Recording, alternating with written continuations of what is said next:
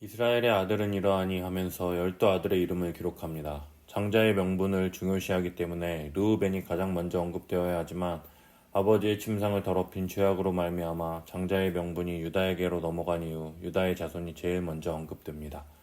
유다 또한 에르, 오난, 셀라 세 명의 아들을 낳지만 맏아들 에르는 여호와 보시기에 악하였으므로 여호와께서 죽이셨고 며느리 다말이 유다와 동침하여 베레스와 세라를 낳아서 총 5명의 아들을 낳습니다.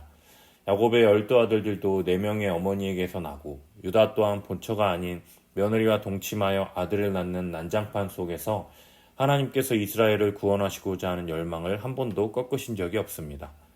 베레스의 아들 헤스론이 낳은 아들 여라무엘, 람, 글루베, 람은 암미나답을 낳고 암미나답은 나손을 낳았으니 나손은 살만을 낳고 살만은 보아스를 낳고 보아스는 오벳을 낳고 오벳은 이세를 낳고 이세는 엘리압, 아비나답, 시므이, 느다렐, 라떼, 오셈, 다윗을 낳게 되는 다윗의 족보를 완성하게 됩니다. 이후에도 헤스론의 아들 갈렙이 결혼하여 자손을 낳는데 훌을 낳고 부살레를 낳게 되는데 훌은 모세의 오른손이 떨어지지 않도록 옆에서 붙잡았던 자이며 부살렐은 성막을 짓는데 가장 큰 힘이 되었던 사람입니다.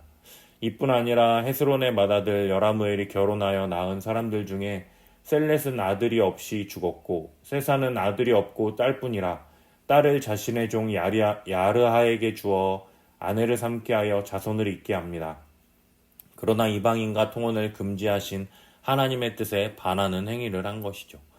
이후에 갈렙의 자손에 대해서 계속해서 나오는데 각 시대에 영향을 끼친 사람들의 이름이 계속해서 나옵니다.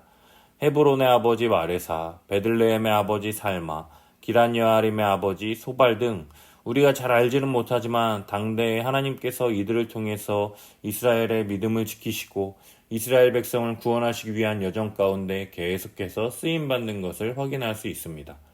사랑하는 여러분, 인간의 다사다난한 상황 속에서도 이 세상을 변함없이 하나님의 뜻과 선하심으로 인도하십니다. 그 상황 속에서 하나님이 들어서 쓰시는 사람이 있는 반면 쓰임받다가도 변심한 사람이 있고 이름도 없이 빛도 없이 계속해서 하나님의 일하심 가운데 사용되는 사람도 있습니다.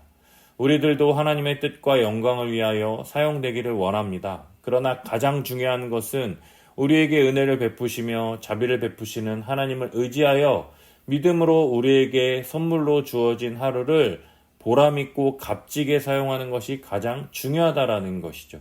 오늘 하루도 우리에게 주어진 이 선물 같은 하루, 이 선물 같은 하루를 주님의 말씀과 기도로 주님의 뜻에 순종하며 믿음으로 나아가는 거룩한 오늘 하루의 삶 되시기를 예수님의 이름으로 축복합니다.